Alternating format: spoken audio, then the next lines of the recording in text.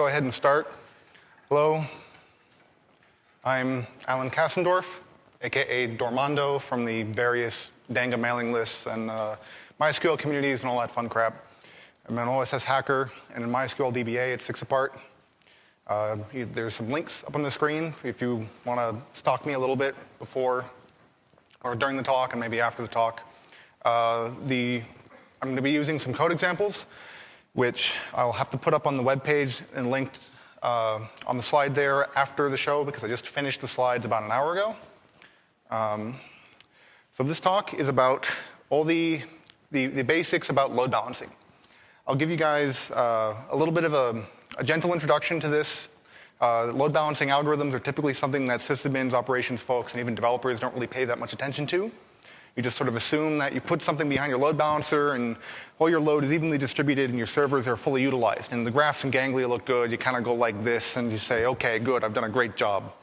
But sometimes if you start looking closely at your systems, you log into your web server, you run top, and you see it refreshing every 3 seconds. You see something maybe a little odd. You see it kind of go down a little bit. The idle CPU goes up to 50 or 70% and then back down. Or if you start top with a delay of 1 second or less, you might see it go from completely full to completely idle, completely full to completely idle. And at that point, you probably should have been paying attention to your load balancers. So here's a couple open source load balancers up on the screen. Peribal, the one I hack on, I have an obvious bias here. I'm going to try to make this talk is not all about Peribal, but I'll probably sing its praises a couple times. You'll have to bear with me.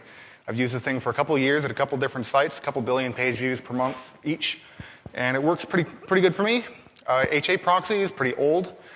A couple fairly large sites use it. It claims to be able to saturate 10 gigabits if you do a rain dance or something, so that's probably pretty cool. It does L4 pretty well. It does some L7 stuff pretty well. It doesn't do the same sort of algorithms you have with Peribal, but it does pretty much everything else. Apache Mod Proxy Balancer is something you probably already have.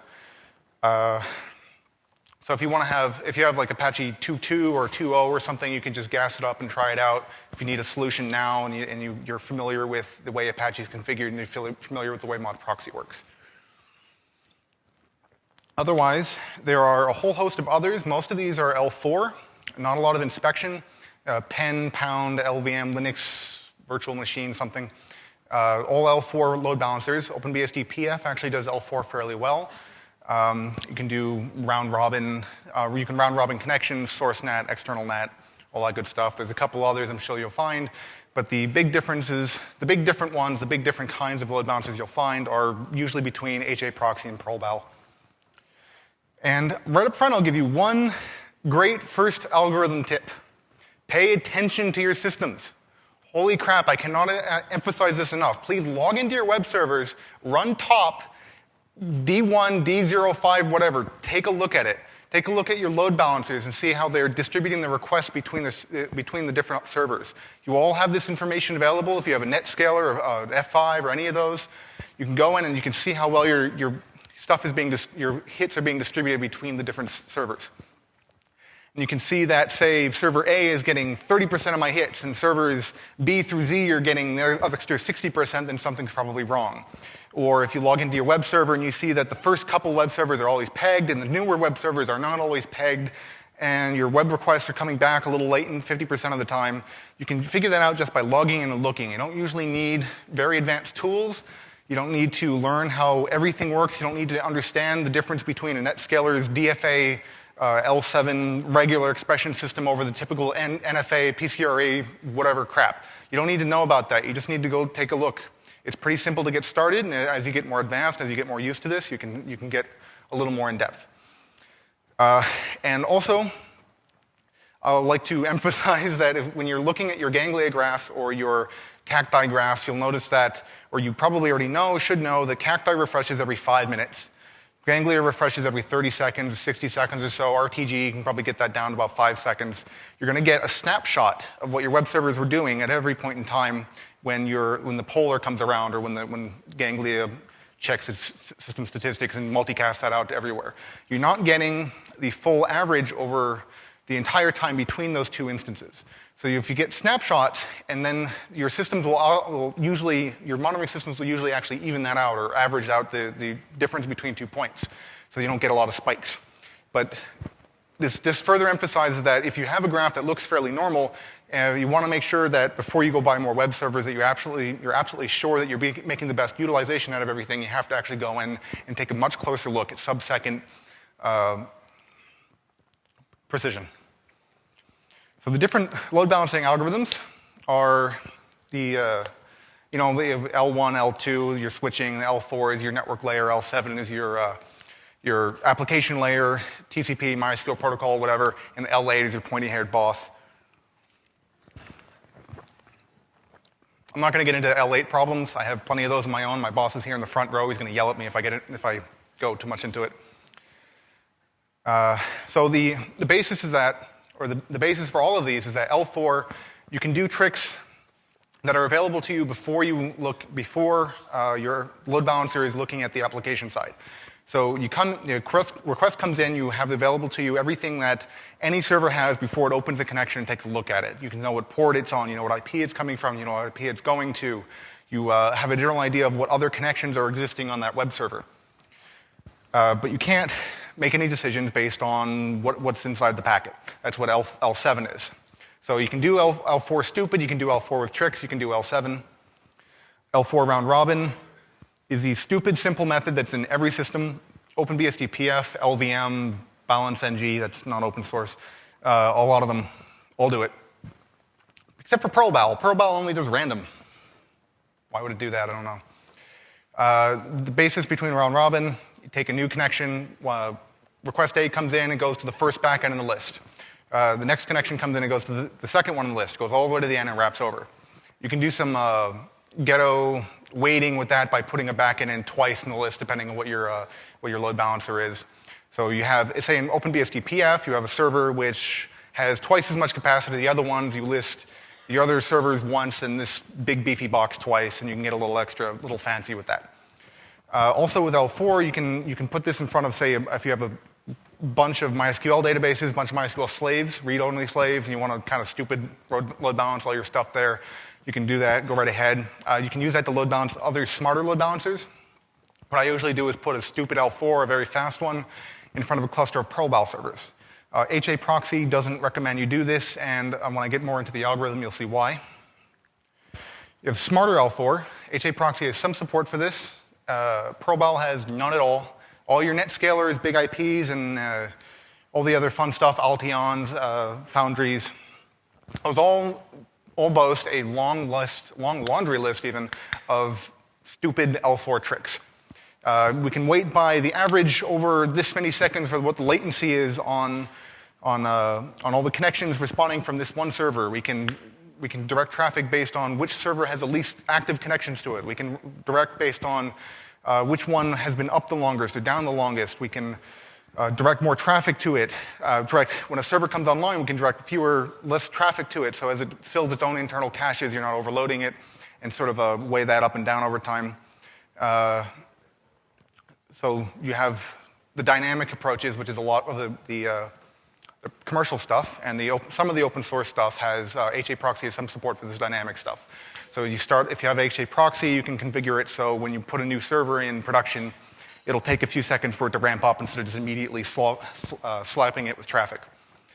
And all the other tricks are basically static weighting. So as I said before, you want to list a faster server twice in a list to get a little more traffic to it. If your L4 load balancer has explicit weighting, you can just tell it that this one has a weight of 100%, this one has a weight of 120%, this one has a weight of 80%, and it'll sort of, when it's picking the backends to use, it'll take the weight into account.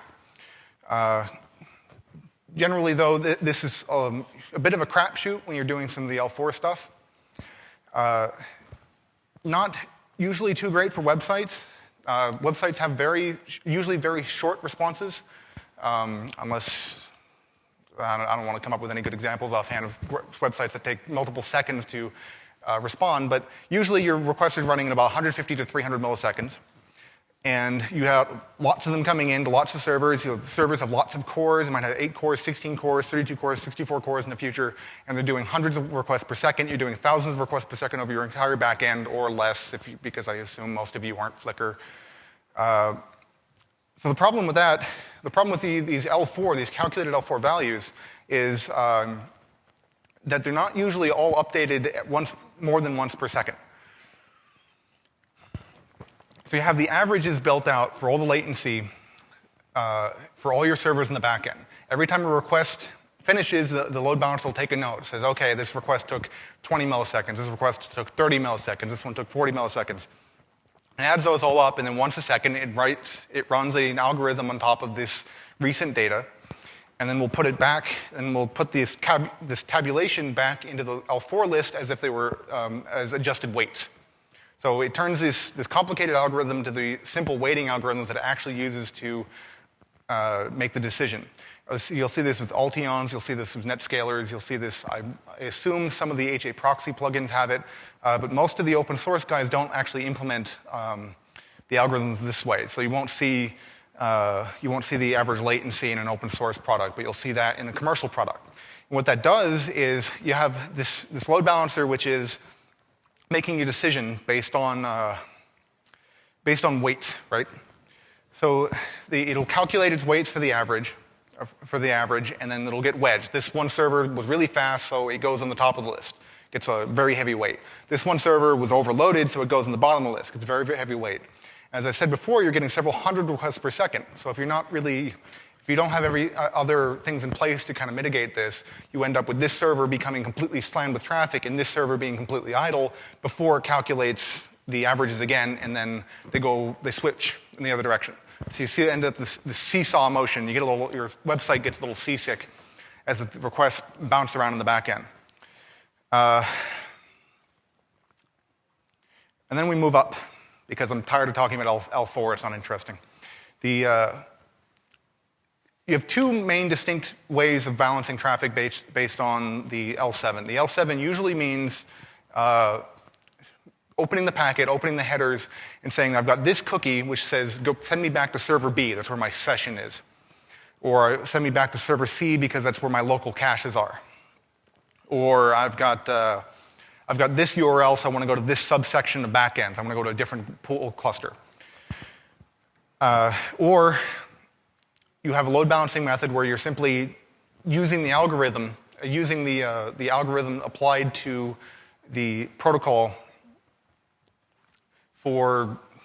I was trying to come up with a good way of explaining this before coming here, but I didn't have a lot of time. So it's basically just doing weird stuff to the algorithm, to the protocol. Sorry. So you have a Peribal which will load balance by anything you want. You can tell it to inspect the traffic and say this URL goes over here, this URL goes over there. But usually what Peribal does is it says, okay, this request that's coming from this client is not necessarily associated with the rest of the connection from the client. So if you understand how web browsers work, you'll be connecting to your server, and your web browser is going to try to hold that connection open. So you click on the front page of livejournal.com, it loads up. You click on the Go Register Me button on livejournal.com. You won't establish a new connection to that server. It'll send that same request down through the existing Keep Alive connection all the way to the load balancer, whatever's running at LiveJournal.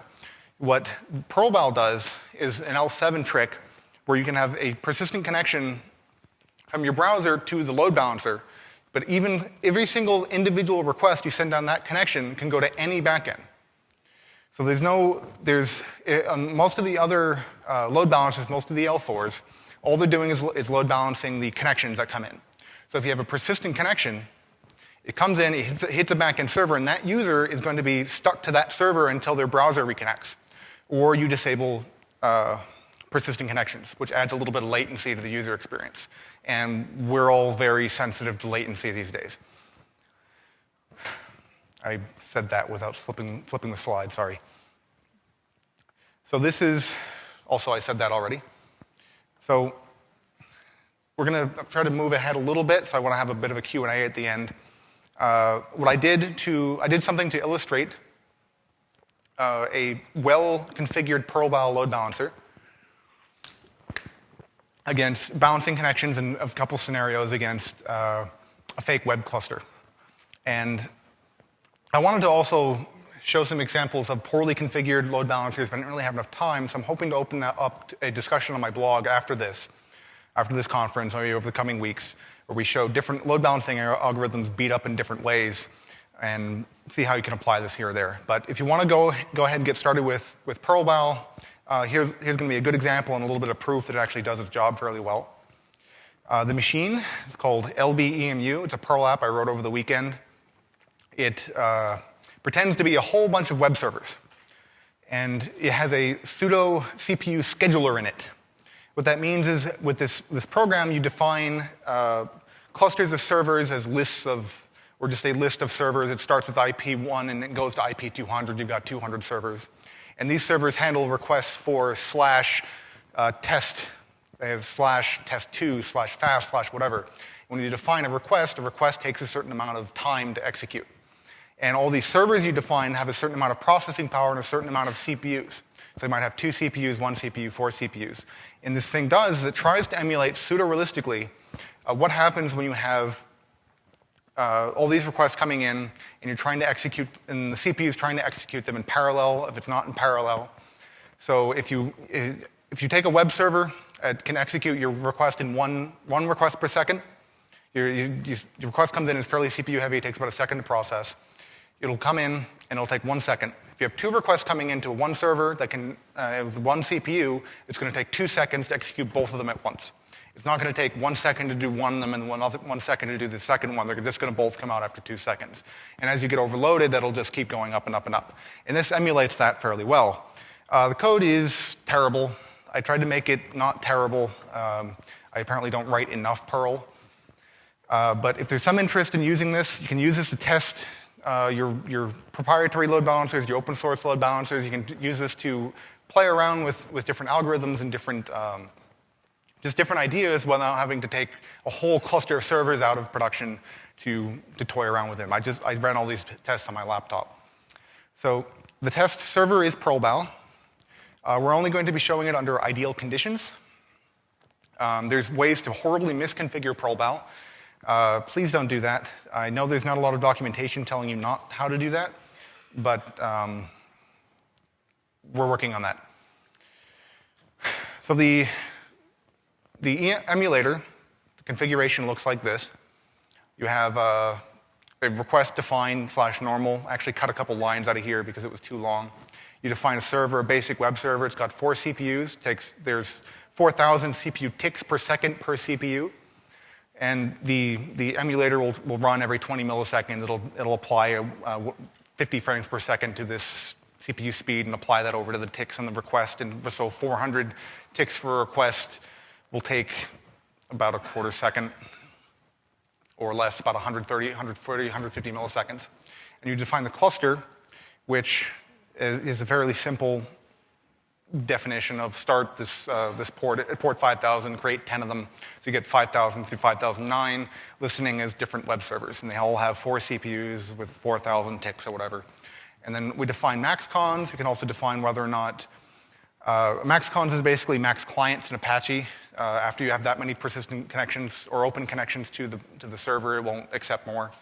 You can also have you can also configure the listen backlog and the whether or not the server supports keep alives.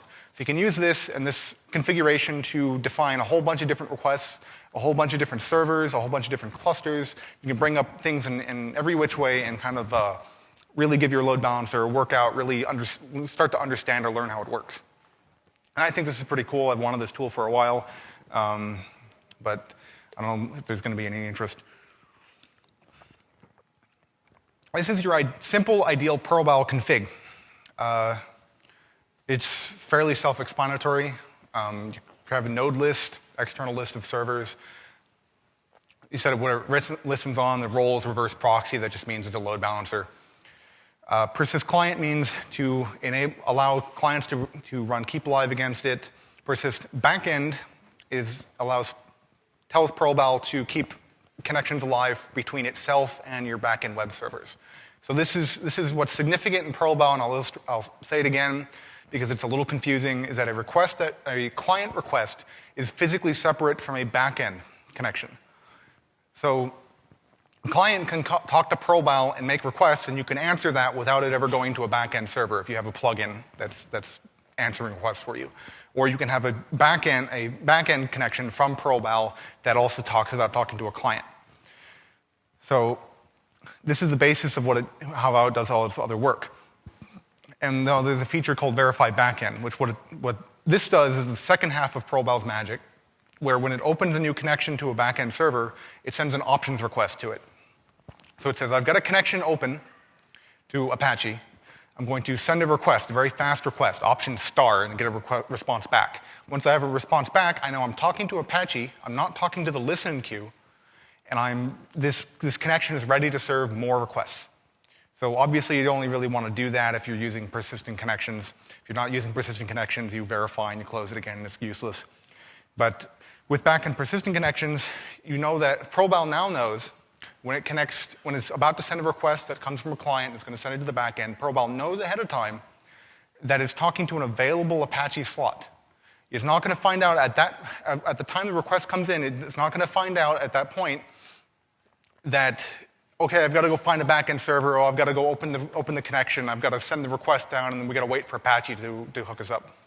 It's going to go right through, straight through.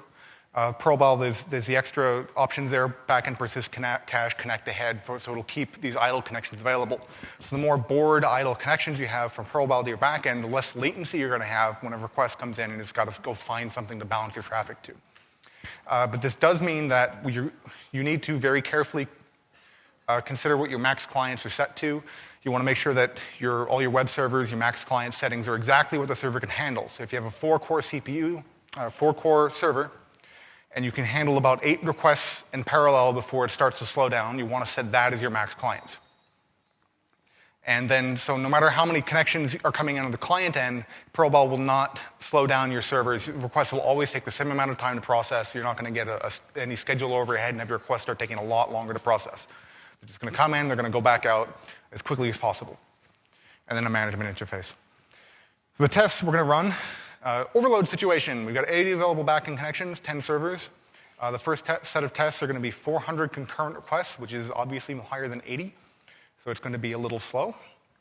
And the second test, 40 concurrent, which is half of our available, but it's also equal to our number of CPUs. So we should see the request, if everything works okay, we should see the request averages be about 130, 150 milliseconds, what they should be. And the fake cluster, 10 servers, 4 cores, max client set to 8, all the good stuff enabled. We should see about this time if you hit a server with no other traffic on it. And we have 3 different scenarios that we're going to be testing each of these situations in. Ideal, we have 10 servers all the same. Swappy, which is where your sysadmin is about to get fired because you're running one server with 4 gigs of crap in swap, and it's taking 30 seconds to respond to every request. I can't count the number of times where somebody said, hey, the site's slow, and I've gone in and found one server out of 30 or 40 which is running in swap. But thankfully, Peribal still handles that relatively gracefully. And we have uneven, which is where you just bought 5 brand new 8-core servers or 4-core servers, and you've got a bunch of old ones, and your pointy head boss won't let you retire the old crap yet. So you have to make sure that your load balancer is not sending the same number of requests to your fast ones and your slow ones, because in half the time your requests are going to take twice as long. And please stay awake. I'm almost over. The test will go through pretty quick. I know this topic is actually relatively dense, but I'm trying to give you guys a lot of an idea of where to look, where to learn, how to figure this out on your own. There's no way I'm going to be able to tell you and get this understanding to you about how to really work with your load balancer correctly. So please use these links, use the ideas that I'm showing you and these tests that I'm showing you, and learn more about your system and make your customers, your clients happier because their web requests are served faster. So 400 concurrent requests, we're overloaded, we're screwed. We're going to try to serve up requests without slowing down more than we have to. And the extra requests that are above 80 will be sitting in a Peribal queue, and it'll be dequeued within Peribal as soon as there's a backend connection available. So we did the test, 400 ideal, 346 requests per second. This is on my laptop with these emulated servers, so we're not pegging anything. We're just testing to see how many of these fake servers we can work with. Each request that usually should take about 125 milliseconds are taking about 1.2 seconds. That's admirable given the fact that we have 3 times as much traffic, 4 times as much traffic as we can actually handle. 5 times as much, I can do math.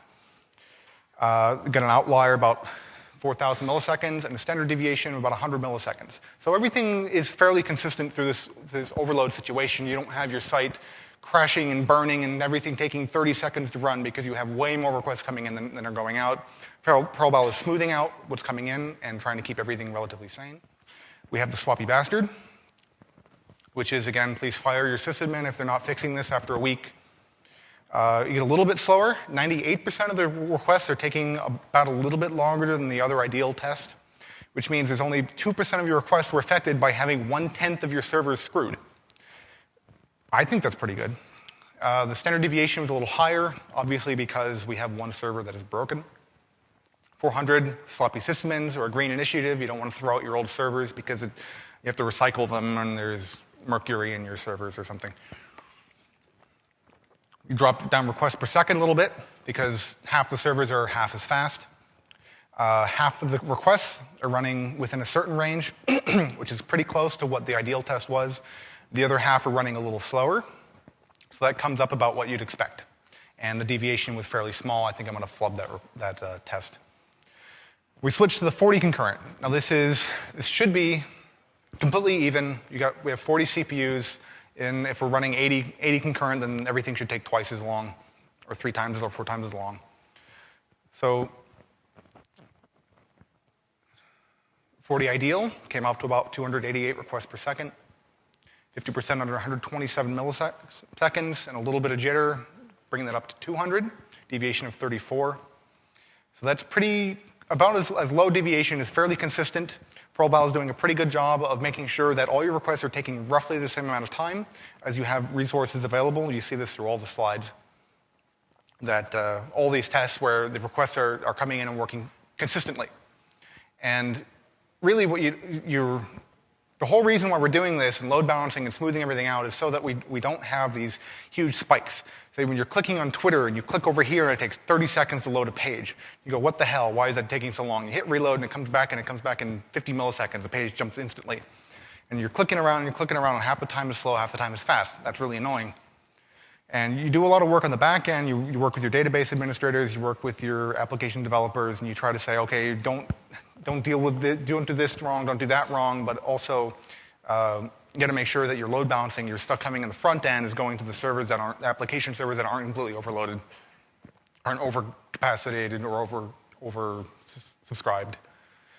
And 40, swapping it up, about the same. We got obviously about 1% or 2% of the requests are crap, but the rest are completely ideal. So if you had a misconfigured server, for a quick example, and you had a max client set to 400 on all of your servers, and you still have 4 CPUs, and you send 40 requests per second to your cluster of 10 servers, what ends up happening is that one server which is in swap with the max clients of 400 is going to start collecting requests. So the higher percentage of your requests are going to be stuck on this one server, slowing it down more, taking 10 seconds, 30 seconds, 40 seconds to run, and fewer requests are going to be going to your idle servers.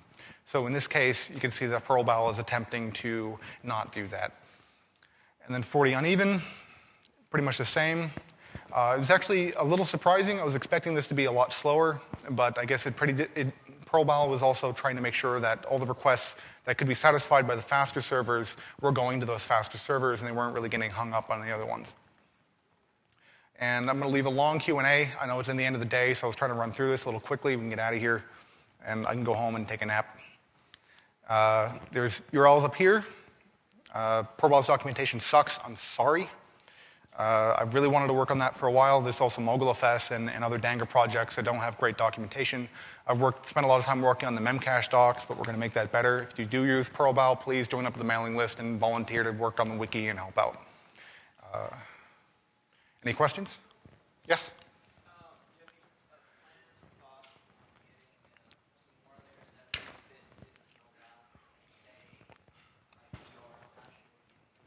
So Peribal, if you want to do URL hashing, you're probably best off using HA proxy or something different. Peribal is not really built internally to. We would have to do a fair amount of work to be able to give your plugin the option of manually telling where backends go.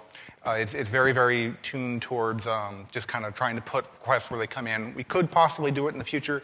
If you have enough interest, you might be able to sponsor somebody to do that little bit of work. But you'll get that done a lot faster if you put HA proxy behind Peribal or in front of Peribal and have some of your requests that need to be sticky going through that, and the requests that don't need to be sticky need to be very efficient going through Peribal. So you can use these side by side. Yes?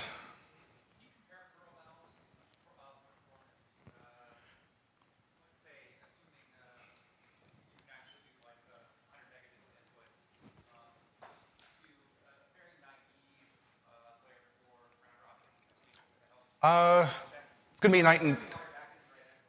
So the question is, can you compare the performance between Peribal and an L4? That's what I'm getting from you. Assuming identical backends. The performance of Peribal is going to suck relative to an L4. If you're not overloading Peribal, you're going to get the same performance relative to your backends because Peribal is not going to cause an extra amount of latency for its processing. So if you're overloading Peribal, which might happen at 1,800 requests per second or 2,500 requests per second, then you're obviously going to slow down a bit. But what I usually do is I put the fast L4 in front of a whole farm of Peribals. So one thing that Peribal's algorithm does fairly well is that because you're not configuring the max clients or the maximum amount of connections to send to a backend in the Peribal itself. You're telling Peribal, connect as many times as you can, and when you can't get a new connection anymore, you're not going to be sending traffic down there. So what that means is you can run 10, 20, 30 Peribals. Well, if you have a lot of backends, if you have 1,000 backends, you can run 30 Peribals, and they'll all fight for the available backends. And you're not going to overload any of the individual servers. You have a little bit of issues with maybe one Peribal starving, running out of backends, but you can tune that. So what I generally recommend is if you have, say, if you have static image traffic, like the CSS on your website, the JavaScript on your website, you can put that behind an L4, just an L4 with Nginx or Lite behind it and running off a RAM disk or something, whatever you can put. As long as the requests are all going to be fast, they're all supposed to be about the same size, they're not dynamic, you can just put that behind an L4, you don't need Peribal for that. For your dynamic requests, you're going to be a lot less than that. You can put those all behind Peribal, or also any requests that you're doing through MogulFS, which are usually larger files, you can put behind that, and you can get a lot more performance out of your entire system without spending a lot of money adding a lot of Peribals. Is that a bit longer than your...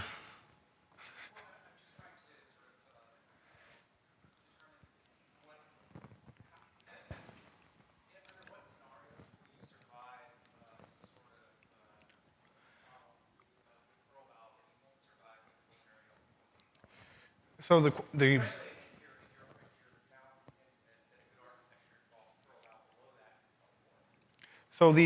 question is, what situations would you survive better with Peribal than a straight-up L4? And the answer to that depends on what you're doing, obviously. But if you have, say you have a normal L4, like a really, really stupid L4, and in order to not outright deny requests from clients, you have to open up the number of max clients on your backend. If you want to have 1,000 persistent users connected to your site, or 1,000 users connected to your site at all, loading traffic slowly, you need to have 100 max clients per server if you have 10 servers. So what happens when you have an L4 is that you're going to be, if you have an overload situation, you're going to be adding connections which are all adding processing to all those servers. You're going to overload, your server's going to stop responding, you're going to go down. There's not a lot of ways to get around that with L4 besides lowering the max clients and using something like HA proxy with persistent connections disabled completely, because then it can make more of a decision where each individual request goes, and HA proxy can also queue up at that point. Most L4s can't queue requests, HA proxy is doing that as a sudo L7, L4. And it doesn't work so well with persistent connections. I actually tested that briefly, but I didn't want to put it up there because I don't want the HA proxy guy yelling at me. No, it doesn't work with keep alive. It's a piece of crap. No, I'm kidding. It's actually fairly good, but it doesn't work so well with keep alive. With the Peribal situation, you can have 1,000 requests. You can have 1,000 parallel requests coming in, and your web server backends are always going to be running at peak efficiency. So you're not going to be overloading them. They're not going to stop serving requests. They're not going to run out of memory. They're not going to swap. They're always going to be serving whatever they're configured to run at when they're out of capacity. So you can serve when you hit max. You go up the number of requests you're serving, and you go over in a line, and your other requests queue up behind it. And as you recover, Peribal will dequeue those requests. You can wipe the queues. And you can get back to a standard state without completely going offline or completely overloading your backends and running out of swap and knocking servers offline as we used to do all the time. I like that a little better because you're also normally, if you have an L4 and you have the max client set very high, you might be having 1 or 10 MySQL connections per request.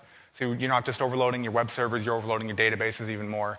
So with Peribal, you can tune everything so that when everything is completely maxed, you're completely out of resources, you're not overloading any individual backend system behind it. Yes?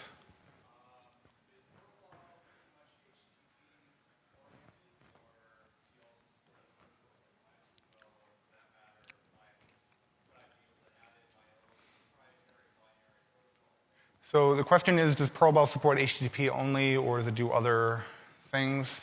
I think somebody had it working with, was trying to set up some other protocols with it, but it's fairly HTTP specific internally. If you want to load balance, say, MySQL, you probably want to use MySQL proxy or DPM.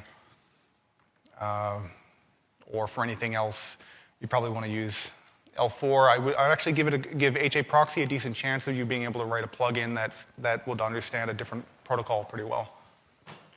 Anybody else? Yes?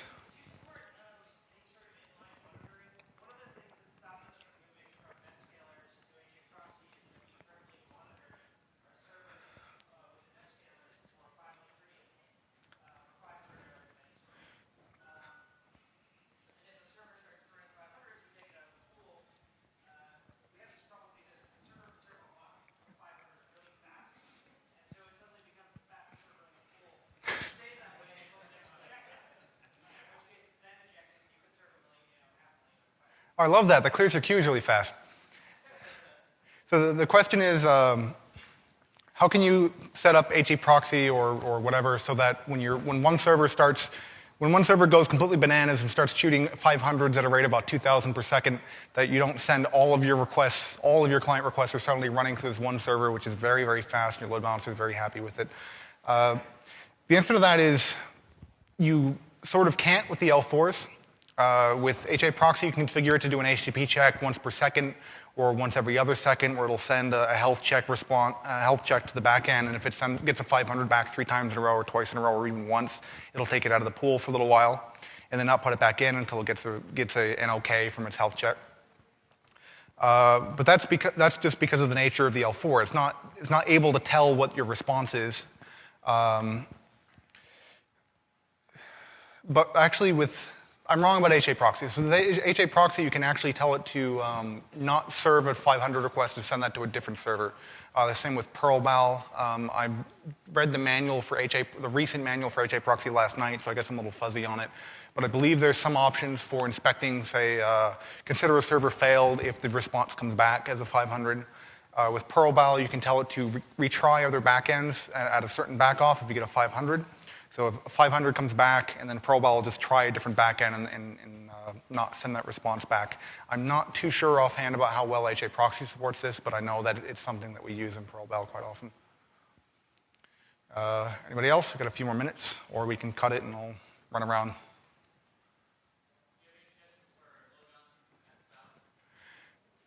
Load balancing with SSL. Peribal can kind of do that now. HA proxy can probably do that okay. Load balancing with SSL, depending on how much traffic you have, is something that people usually bust out the commercials for. They've got the hardware SSL accelerators. But if you don't have a huge amount of SSL traffic, you can use a couple extra Peribals or HA proxies and have those be SSL servers. What you'll probably end up doing, what this does, though, is that you'll be talking SSL from the client to the load balancer, and then the load balancer will be talking straight HTTP from itself to your actual backend, unless Peribal doesn't support being able to re-encrypt it again, but it would be a different encrypted connection if you were to even do that. So you can set up, with the commercial guys, you can also set it up so that a encrypted connection comes into it and it sends another different encrypted connection back to your backend if you really have to do that. I haven't done that too often, so I'm actually not too familiar with the way the open source guys do that, or don't have a lot of experience running that under high traffic. Anybody else? We're looking kind of bored, so maybe we'll cut it here. And that's it. Thank you.